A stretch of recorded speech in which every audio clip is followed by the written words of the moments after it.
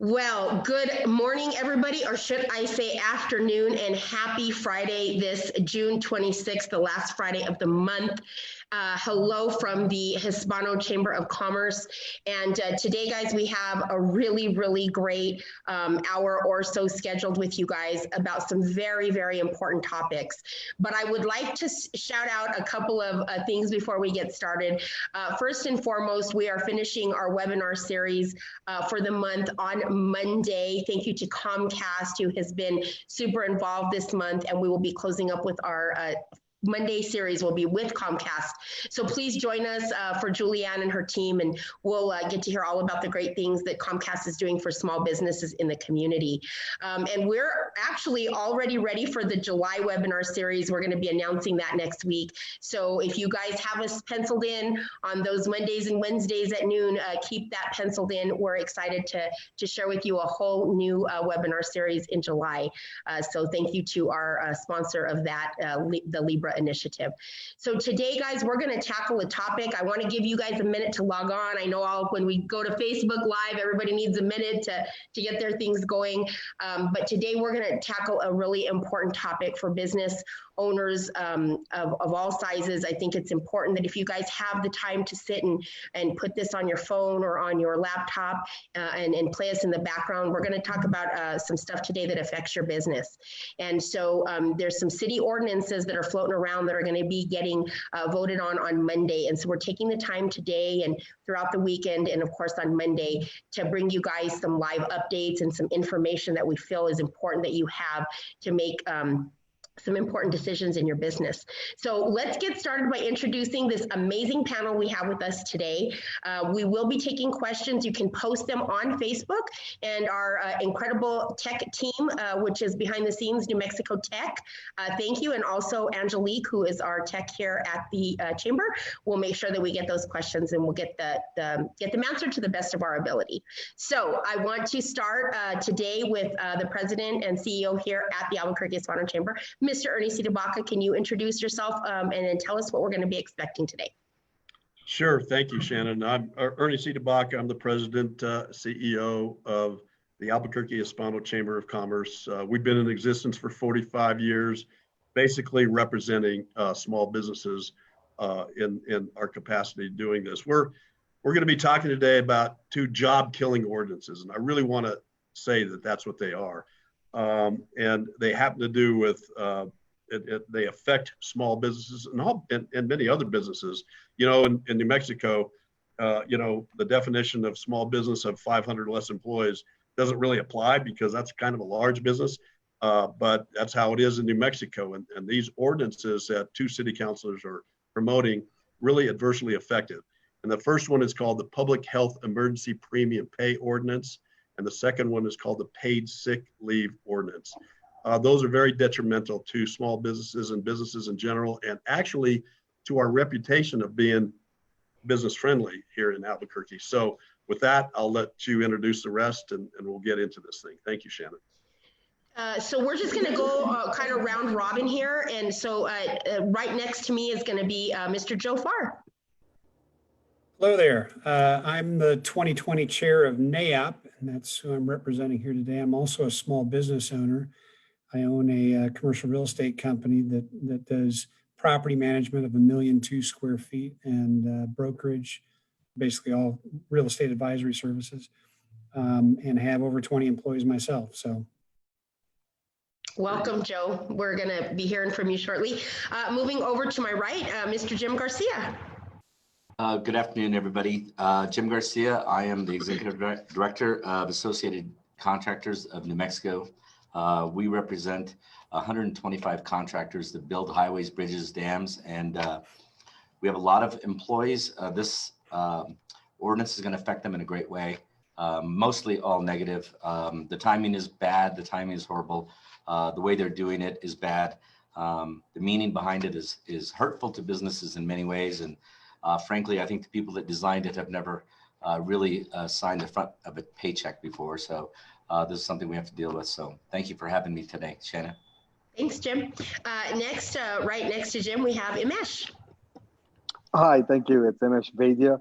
I'm the CEO of Premier Hospitality based in Albuquerque. We have 7 properties in New Mexico and 2 properties in Colorado. I'm also the Southwest Regional Director for the Asian American Hotel Owners Association. We represent approximately 160 members in the Southwest, Arizona and New Mexico. 60% of our properties in New Mexico are owned by the Asian American Hotel Owners Association members. And these 2 bills would be devastating. We're barely trying to recover from the unprecedented downturn in our business.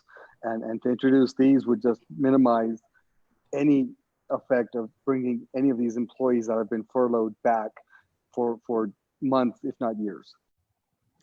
Thank you, Imesh. And right next to me, and definitely last but not least in any way, is Ms. Carol Wright. Hi, everybody. Thanks for being here. And I am the CEO of the New Mexico Restaurant Association, representing over 1,200 restaurants in the state, and that's somewhere around 700 restaurants in Albuquerque. Wow. So I think we'll just go backwards here, and we're just going to start this conversation. You know, Carol, we've had the privilege of working with you over the past year on different capacities regarding these topics, you know, in the county, now in the city.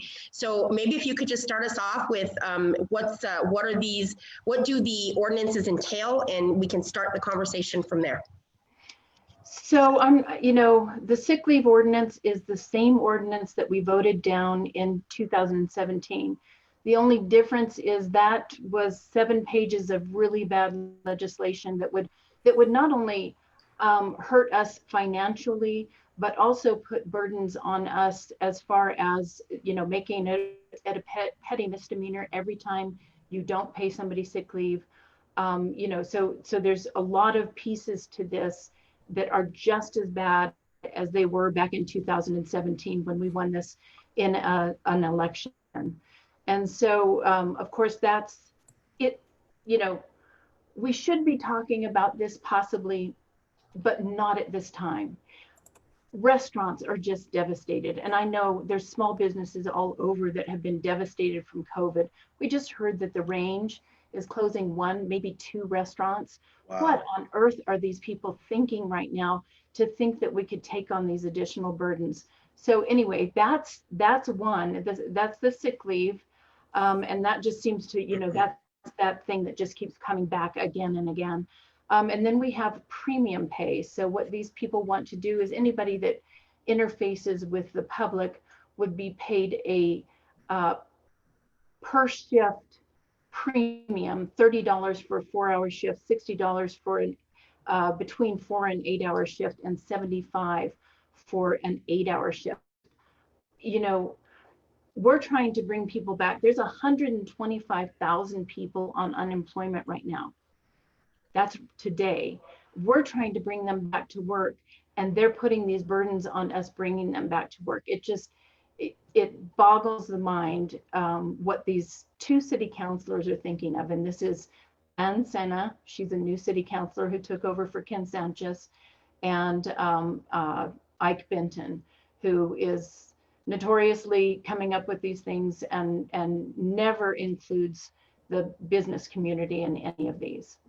So, I mean, we have 27 organizations representing probably more businesses and more employees in this city than any other organization. And they never once asked us about bringing this up at this time. So I think that for those of you that are joining, I'm kind of checking out some of the notes. Today we're talking about some city ordinances that are going to be voted on Monday, and we want to make sure that you guys have the proper information so that you're understanding how these affect your businesses. And I think it's important for those of you that are just joining in or you know, missed the beginning. We have representatives today on this panel that represent a wide range of businesses. It's not just one focus. We have NAOP, who represents dozens and dozens, if not hundreds of businesses. We have the Restaurant Association, who's obviously representing restaurants and food and eateries. We have the Contractors Association with us. And then of course we have Amesh, who is representing, I believe he said, over 130 hotels. So in the end, guys, we have a wide range. And so we want to work to get questions answered, but we really just want to get some of that information out to you right now. So I'm going to move over to my left side, which is Ernie. And so Ernie, if you could kind of expand on what Carol was talking about, and let's talk a little bit about how we get business owners involved. Well, thank you, Shannon. And what's really important, what everybody is saying is, we get compared. A lot of times I say, hey, other cities are doing this. And I recently spoke to a city councilor about that. They said, well, this is something happening in Portland and San Francisco and Los Angeles. And I'm going like, do you see what those economies are compared to Albuquerque's? Those in California, that's the 5th largest economy in the world. We're talking about Albuquerque, who is tremendously dependent on government and the hospitality industry. And, for us to try to go after businesses at this time is very difficult for them. They are suffering like they've never suffered before. This is Great Depression-ish time. 13.3% unemployment in New Mexico. It might be greater here in Albuquerque because we're more densely populated. So I think it's really important for people to understand that this is a burden to small businesses that are struggling just to stay alive. I know Amesh recently said he's thankful he's 35% occupancy. Generally, I think that's probably 70% or 80%. I mean, everybody's working half of what they normally do. And many businesses have been keeping their employees in hopes that they can help them instead of put them on unemployment lines. And now they're making it more difficult. So all I can say is there really could not be a worse time to put more burden on small businesses than today. There really isn't. It's to me, it's emotional. I feel for these folks that their own money is involved, and they're trying to help their employees, and at the same time, they're going to have to let some go. Anyway, it's just difficult for us. Yeah, it's a really tough situation to be in as a business owner because, small business in Albuquerque, well, New Mexico, but in Albuquerque in particular now, is really the foundation of what we do at the Chamber. We represent well over 1,000 businesses. I don't have the percentage off the top of my head, so I don't want to quote, but it's very large percentage that are small businesses. Usually our corporations are our partners. So our small businesses is who we really work for. And so we understand this is an interesting time trying to get through COVID and now this type of stuff. So with that being said, Amesh, I want to move over to you. You're in the hospitality industry. I mean, at the press conference the other day, Ernie's right. You made the statement that you said, I never thought I would be happy to say that we're at 35% occupancy. So tell us a little bit about how and what you guys are going through in the hotel industry. We've been devastated. Our industry has been just decimated. I mean, we were at 10% occupancy in April. It started rebounding somewhat in May. We've had some improvement in June, but nowhere near breaking even or even making a profit. We're still not able to pay for our bills. The additional burden that these two bills that they want to add would put so much pressure on businesses that are already borrowing money just to keep doors open. This would be a final nail in a coffin for many, many, many hotels.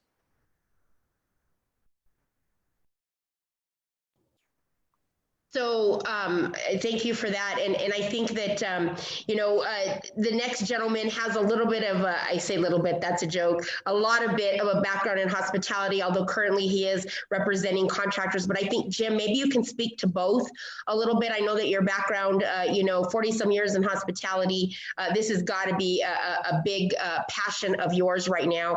And now that you're representing another industry, the contractor. So tell us about that. So I'll give you, thank you, Shannon, appreciate that. There's a lot of dynamics to this, a whole lot of dynamics, but let's get to the big picture first, okay? Our economy just crashed into the wall, okay? We just canceled every single event that's gonna bring money and business back in line. We just took off the books $250 million worth of events that are direct economic impact drivers. The Balloon Fiesta, I was part of that group that had to make that terrible decision to eliminate Balloon Fiesta. So that's $188 million direct economic impact GRT that's out of here. That's not going to be coming back. Lodgers tax, the hotel stopped paying lodgers tax in February. There's a vacuum right now in lodgers tax. There's no money going into the coffers. So what a incredibly terrible time. What were they thinking? What was the process that they were going through to think that they were going to put this greater burden back on the industry that's already suffered so much? How do we get these people back to work? Now, let me tell you about the P&L side. So if I put on my restaurateur hat now, I will tell you that a good working restaurant is going to probably have 2.5 weeks worth of finances that are going to be able to set them in place. Right now, they're fighting just to stay alive, try to pay the bills and keep things going. We did some simple math on this the other day, 3 days ago, here at ACNM.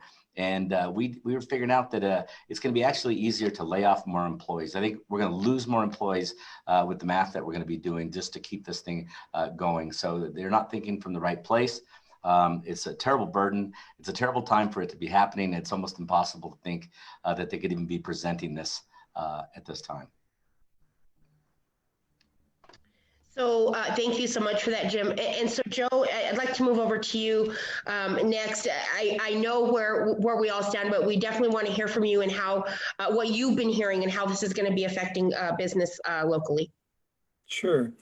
So, here in New Mexico, we are a little bit different than the rest of the country with respect to our economy. As Ernie was saying, we don't have the big major producers, manufacturers, companies that are Fortune 500 companies. They aren't here in New Mexico for the most part. We rely on small business, and this is exactly the kind of legislation that kills small business. To put things into perspective, I follow trends nationally for commercial real estate and development. We at NAIOP, we represent several hundred businesses here in New Mexico, but my background is nationally. So I try to watch and see what's happening and see how it may impact New Mexico in general. Some statistics that I've heard recently that might just scare the crap out of everybody. One economist that works for national real estate publications suggested that as many as 30% of all retailers nationally could shut their doors by the end of the year. 30%. Now, I'm not talking 30%, of small mom and pops. This includes the big guys and the small guys. So you're talking lots and lots and lots of jobs. There's another study that I saw recently that said that as many as 25,000 companies could be shutting down here within the next few months. Something I read today in a publication called GlobeStreet.com, which is a national real estate publication, said that they think that the kind of slowdown in unemployment that we've seen over the last couple of weeks is probably flattening out and could reverse, meaning unemployment's going to go back up over the next few months. So you have all of these burdens on jobs already. All these companies are barely surviving. And then you throw this into the mix. It's just a horrible combination. And the fact that the city councilors that put this together didn't even bother to reach out to the business committee and say, how does this impact you? Or is there any way that we can make something work that's balanced between labor and business? It's insane, in my opinion. So, Ernie, I'm going to move down over to you. So here we are. It is Friday, and this is something that is going to be rolling into the chambers, if you will, of City Council on Monday. So what can we tell small businesses right now, starting this moment over the next few days? What are some options of ways that people can at all share their opinion? What is the next step for businesses? Because this could be devastating to the businesses that are already very fragile and barely hanging on. Well, thank you, Shannon. And I think it's really time for the business community to really step up, not just the organizations, because that's our job to let and advocate in front of, city council and the state legislature. They need to individually, they need to contact the city council and tell them how this is going to affect them. There is nothing more difficult to make on a decision when you hear some passion from a business owner saying exactly what Amesh is saying, how it's negatively affecting them, where they cannot survive like this. Even without these ordinances, it's difficult in this environment. And so we need the city council to hear from business owners and employees, because by and large, employees are going to be affected by this negatively, because they're going to have to look at their fellow employee, and it's eeny, meeny, miny, mo. The businesses aren't going to be able to afford all of these folks. Somebody's going to have to leave. That's just another thing that's just real. And whether or not they leave, they may just have to shut her down and close the store or close the hotel or close whatever it is. I mean, they just cannot function like this. So they have to let city councilors know. They have to speak up. They have to send emails. They have to get on the website. I know Carol can talk a little bit about how they can reach out through a website that they have. Is that website still active? PCHE website. There are ways to contact them. Yeah. Yeah, please go ahead, Carol. For ease, you can text jobless, JOBLESS, to 52886. So you text 52886 and you put jobless in there, and it will give you the ability to email your city councilors. Very simple. All you have to do is put your name, your email, a couple of other things in there, and it will email them. But beyond that, you can make public comment for the meeting on Monday night. And it's really important that every business makes public comment, because I have to say the other side has thousands of emails going to these city councilors, and we have to have an equal, if not more, amount of those emails getting to those city councilors and meetings. I mean, don't even hesitate to call those folks over the weekend. Leave messages if you must. So that's text jobless to 52886. If you're driving or doing something else, you're probably not, but you can go on our website, which is nmrestaurants.org, and right at the very top is a way to also access that email to city councilors. The other thing that we're considering doing is showing up at Civic Plaza at 2 o'clock on Monday. And we'd love to see you all there. I think it's really important that we have a show of force. Usually we would ask you to be at the meeting, and we can't do that this time because obviously they're meeting from Zoom. They're not even going to be at the council chambers.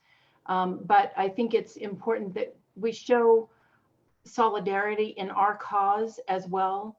And so we need you to show up there, and we will be sending out an email this afternoon. I'm sure the Hispano Chamber is going to send out that email as well with these 3 things on it, so that you know how to take action on this and how to tell city councilors how this affects you and your business. So Carol, it's important, if I may, Carol, go ahead. Can you say, because that's something that we can put in this post right now that will be shared, I'm sure, many times. We're texting jobless, JOBLESS, to what number? 52886. 52886. We'll post that up inside this link for you guys, and then we'll follow up at the end with the more information. Ernie, please continue. I was just Carol, the reason it's at 2 o'clock is this meeting, city council meeting, is actually going to be at 3 o'clock. It's generally at 5 or 5:30, but it's going to be early. So that's why people are going to want to be there at 2 o'clock. So I just wanted to remind people it's not at the normal time.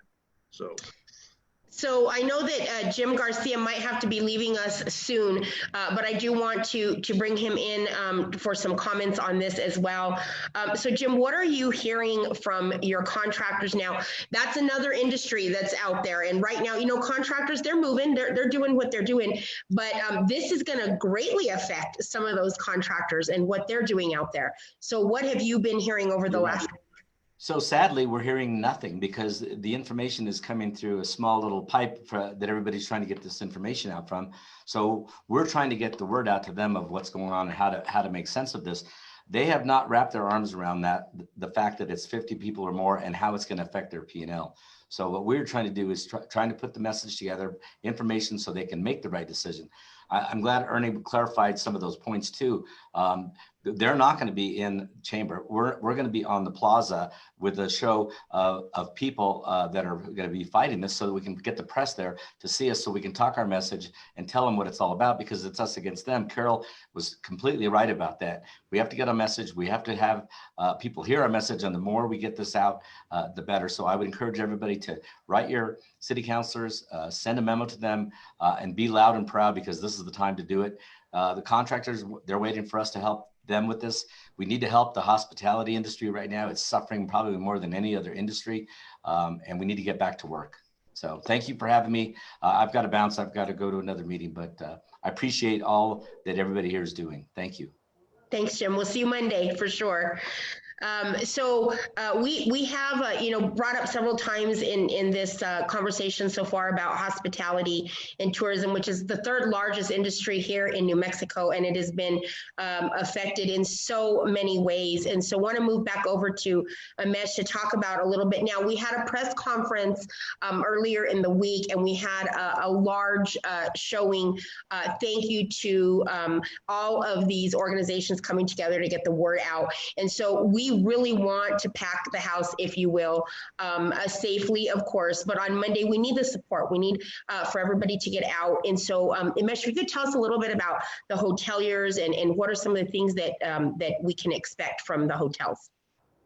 Of course, and most of our hotel owners are small businesses. They're family-owned hotels, second, third generation hoteliers that are of Indian descent.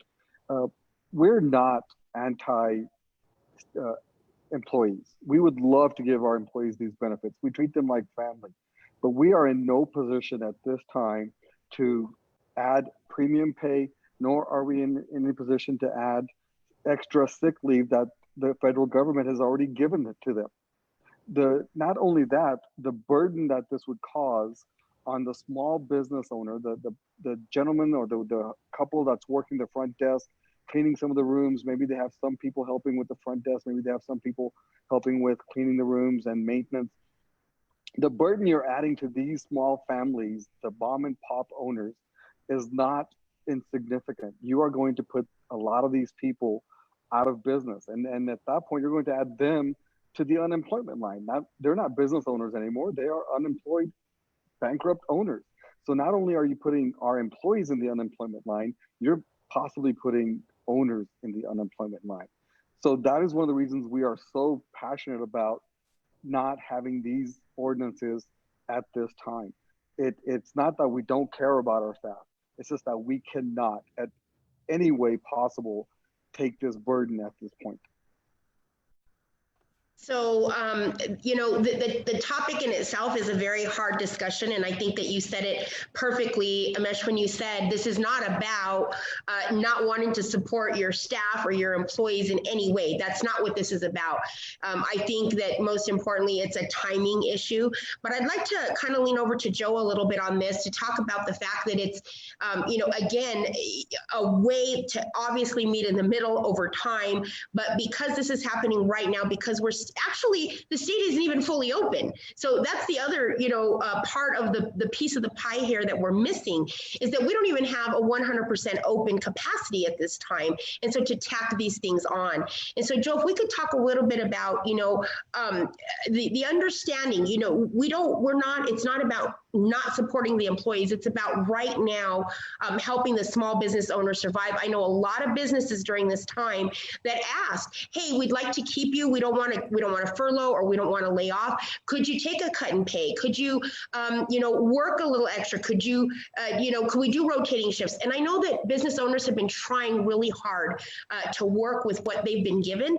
And so let's just talk a little bit about the employer-employee process right now, and because again, not wanting to seem like we're not in support of employees having these the leave and the things that they're asking.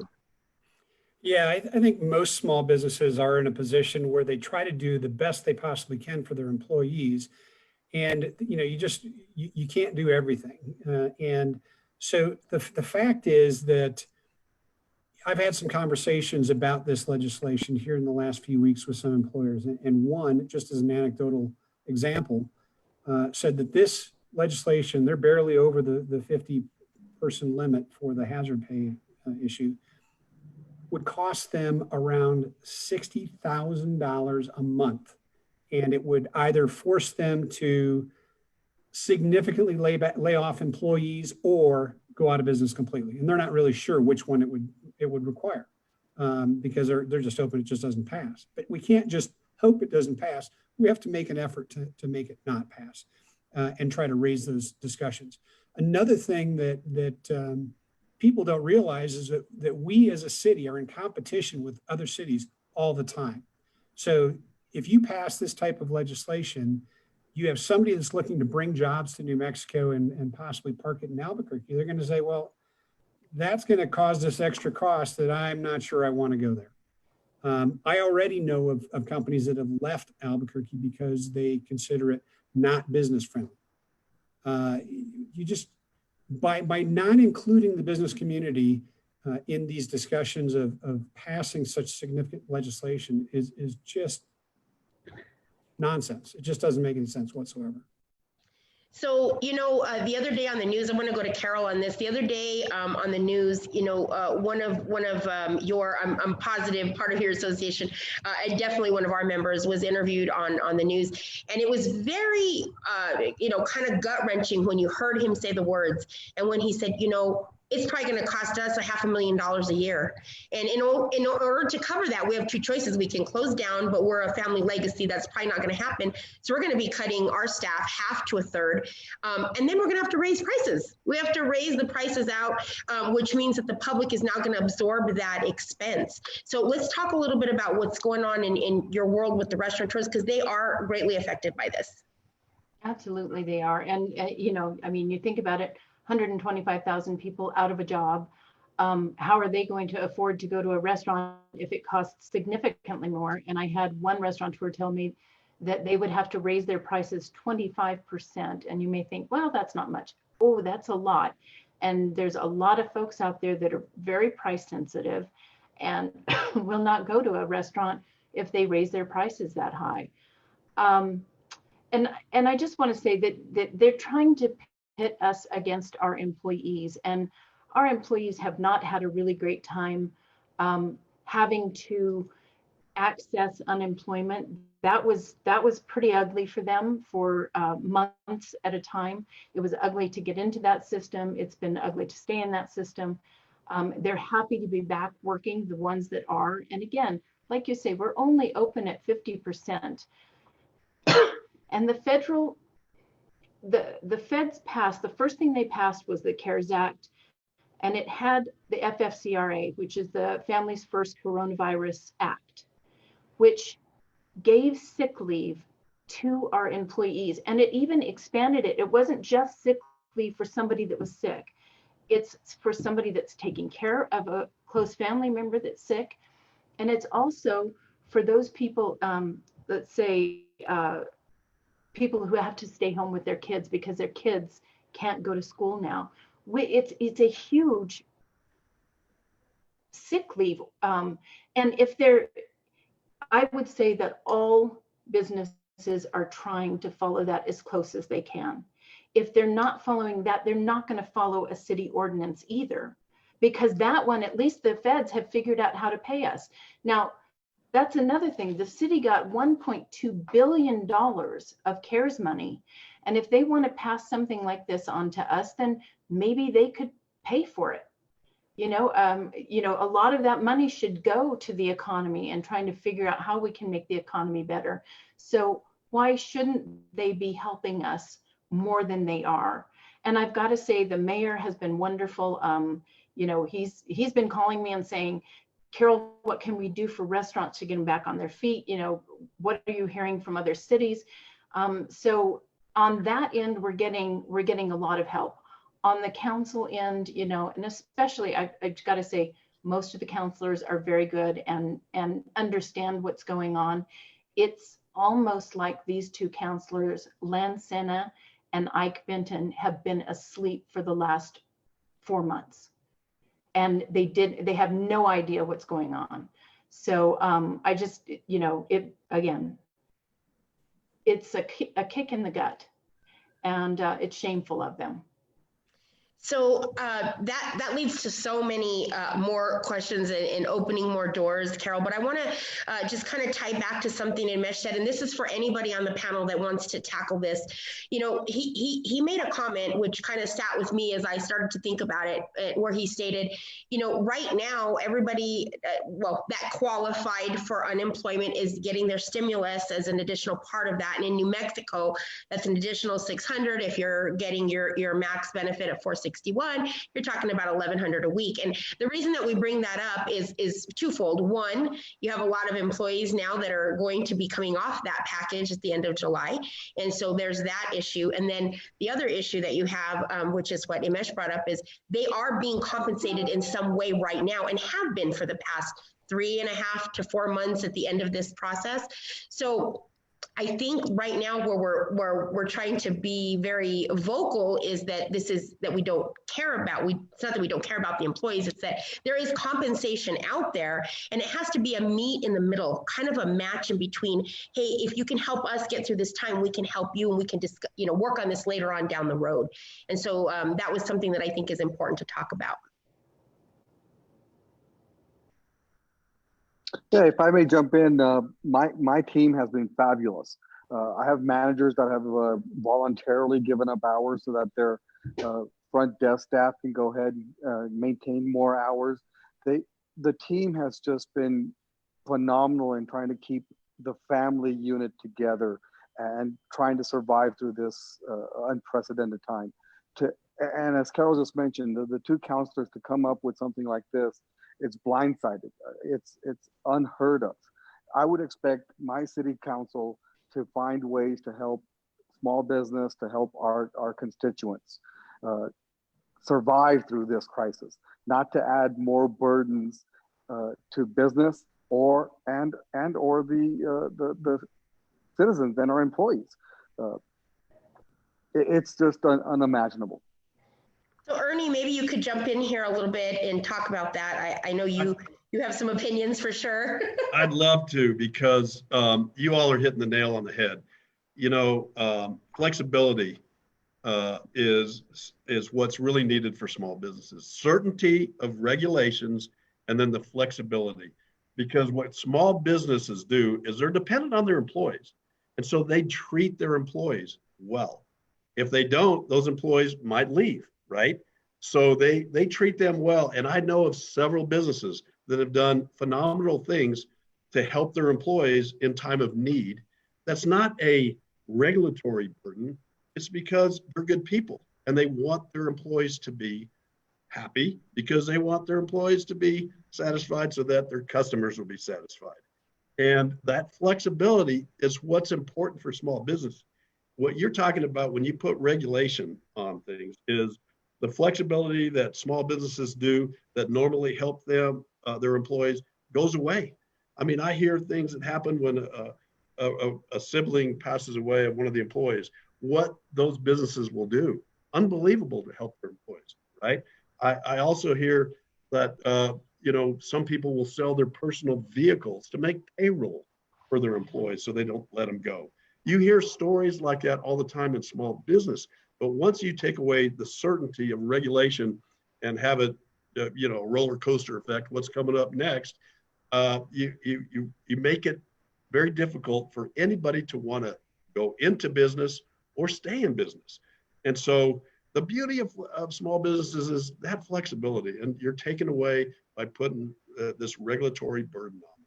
They certainly want their employees to have and need what they need to stay as an employee. And I hate to hear when just the fact that employees look after their other employees, that's a beauty.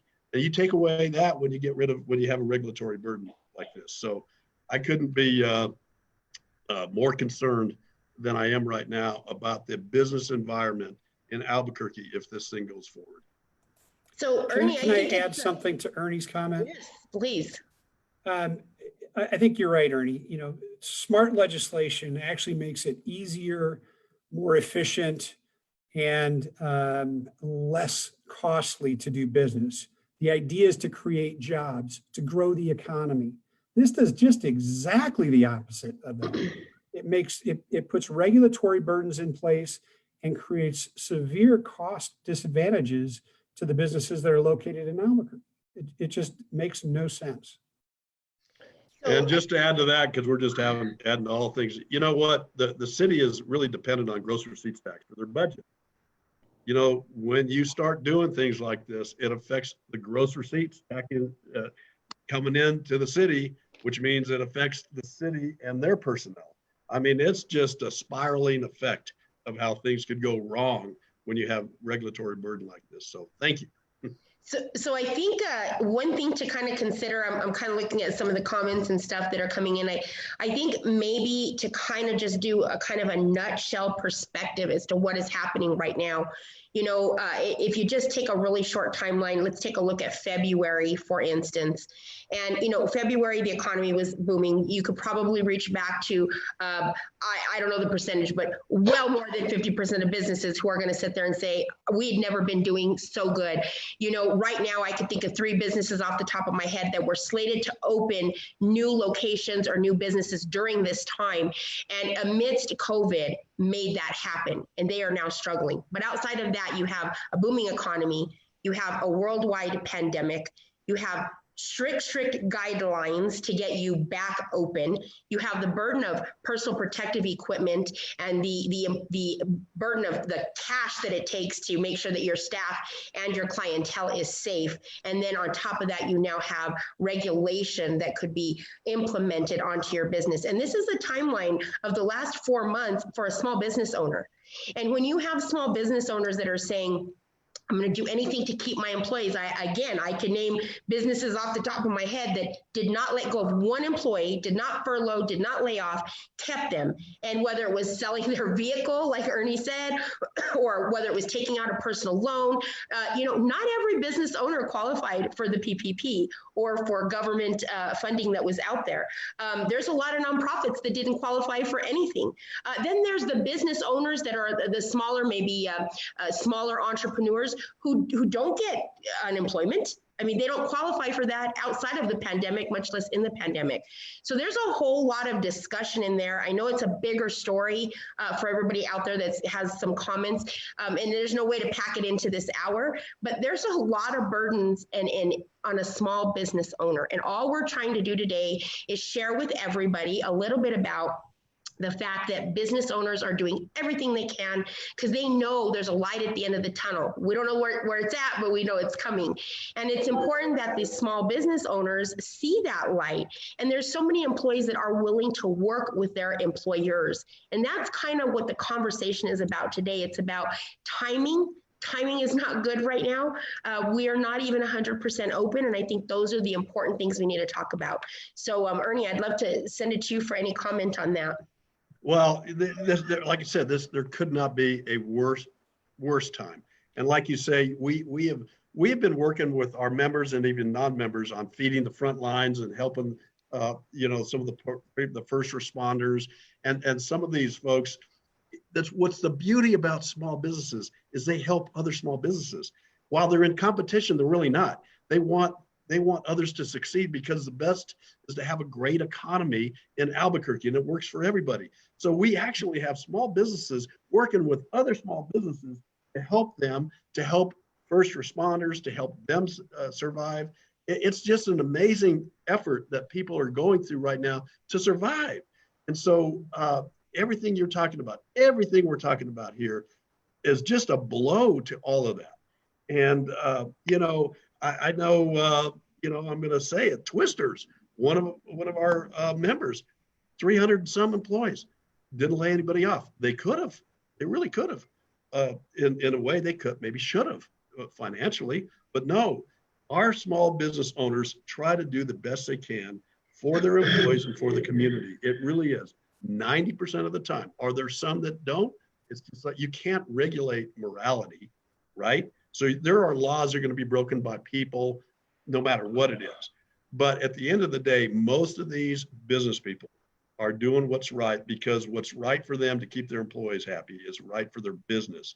And it's shocking that this is happening. It's shocking we're having this discussion, because I'd really say we could have a shocking discussion about how difficult it is for small business without this. I mean, we could have this webinar right now and just talk about all this without adding salt to the wound. But I just am hopeful that they're listening, that these city councilors get it, that it's not greedy. These small businesses, it's their blood, sweat, and tears. They struggle to make payroll. Believe you me, I came from P&M, 36 years at P&M. We're a monopoly. Generally speaking, we're in pretty good shape because we have a lot of customers, and we have a territory, service territory, that come to the chamber where we actually have to make payroll. And you know what? When things are tough, you do have sleepless nights because things get tough sometimes. And I can imagine your own blood, sweat, and tears of your small business owners, how that happens constantly. So we got to be on the side of small businesses, because they really are on the side of their employees. They really are. I don't like this thing that's being pitted against employees and employers. It's not the way it should be. And I know that Carol mentioned that a little bit earlier. I believe it was Carol that mentioned it. You know, we hear stories all the time. I'm sure that everybody on this panel has a story of employees that have had, you know, I know of a business who had an employee have a serious injury during this time. And that employer has continued to pay that employee to be out almost 3 weeks now, even though that was an injury that took place off work time and away from. And I think that there's a lot of, you know, the bottom line here is you have a relationship with your employer and your employees in back and forth. And when you have a really strong relationship, when I hear about businesses saying, I had to go to my employees and ask them to take a 10% or 20% pay cut during this time to keep them on, they didn't run off and go and get the federal money. They didn't go on furlough. They actually stayed with the business and are making less than other people are. And so there is already a beautiful relationship that's been created between a lot of businesses and their employees. And I think that this type of restriction really hurts that relationship, because it causes a controversy that wasn't there before. So Carol, you know, you have a lot of businesses that depend on you for advocacy. And so let's just talk again a little bit about how these businesses can reach out between now and Monday, because there's some people asking that tuned in late that are saying, what do we need to do? What are some of the things we can do? So the first thing you can do is text jobless to 52886. So you put the number 52886 in your text box, and then you text jobless. And that will bring up a campaign, an email campaign that you can directly email city councilors. The beauty of it is that the letter is already written for you, but the better thing is to put a paragraph in there, change the title of it and put a paragraph in there that comes from your heart about how this is going to affect you as either an employer or an employee. Talk to your employer. If they don't know about this, find out what this means to you. Because I know in the restaurant business, this means that a lot of restaurants would have to lay off folks. And then they may or may not be able to come back. So I think it's really important to do that. Number two is make public comment to the city council.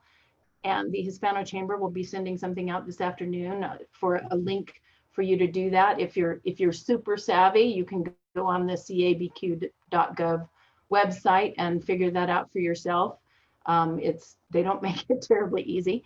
And then on Monday, we're going to be going out to Civic Plaza. We're going to have a press conference there, and we'd appreciate anybody showing up. It would be nice to have you all there and as a show of support against these measures. And so I believe We'll be sending out information between today and Monday. So stay tuned to your emails. We'll post probably something online. We'll probably come live to you on Monday a little bit about that. So I think as we start to kind of wind down the hour, I'd like to just kind of go back to the corner, if you will, on my screen and just kind of let's do a little bit of recap. We want to start with Joe, who's representing NAOP, who also is a small business owner, and that's the important part of what's happening here. He can speak to both sides, whether he's representing an organization or a small business owner, how this is going to affect your businesses that you represent and your business. So share with us, Joe.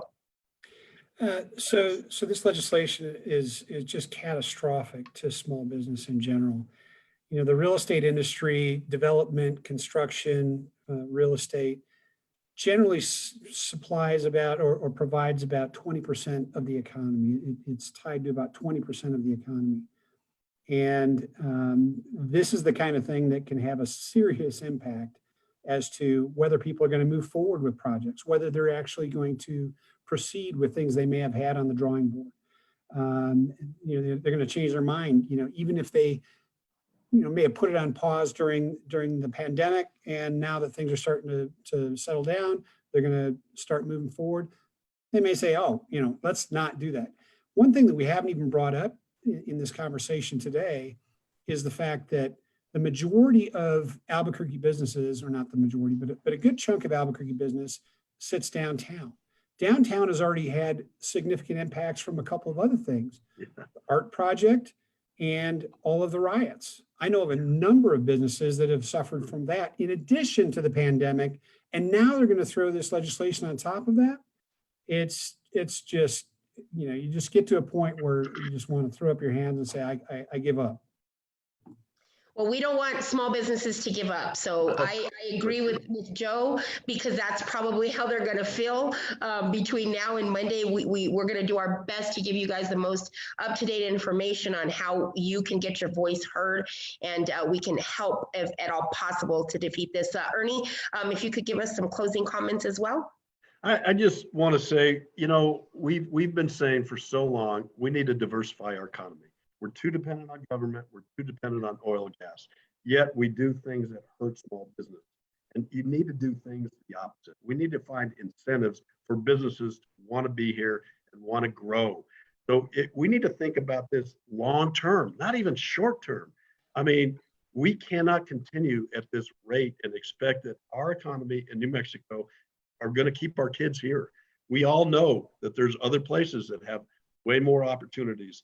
We need to find every reason to keep our kids here, to keep our workers employed, and to keep our economy, make our economy more diverse so that we can all prosper and enjoy all the other great things that Albuquerque and New Mexico have to offer. And boy, we do have a lot to offer, Ernie. So that's important, and we want to still be the place that you know, New Mexico and the United States comes to for culture and beauty, and hopefully business-friendly environment. So Carol, please give us some closing thoughts. So I just want to say that restaurants have lost more jobs, closed more locations, and lost more revenue than any other industry in New Mexico during the pandemic. Albuquerque restaurants should not be further damaged by these additional requirements that make their recovery more difficult as they struggle to come out of this shutdown. It's just, it's untenable right now that we would be even discussing this, honestly. Well, again, we're going to continue this discussion throughout the weekend. So thank you so much, Carol, for that. Imesh, some closing thoughts? Yes, the lodging industry in Albuquerque has reached out to the city mayor, to the council for assistance for the last 2 years in helping with the crime at the hotels in Albuquerque, because we have a horrible reputation throughout the country for having the most crime at our properties in Albuquerque. And we haven't gotten much assistance from that. So we're fairly angry as it is. Now to come in and throw these hostile ordinances at us during this unprecedented downturn in the hotel industry is just an insult to injury. So you're not going to add any benefits to any of our employees in the hospitality industry. All you're going to do is add them to the unemployment line. And unemployment does not pay for sick leave, nor does it pay for extra hazard pay.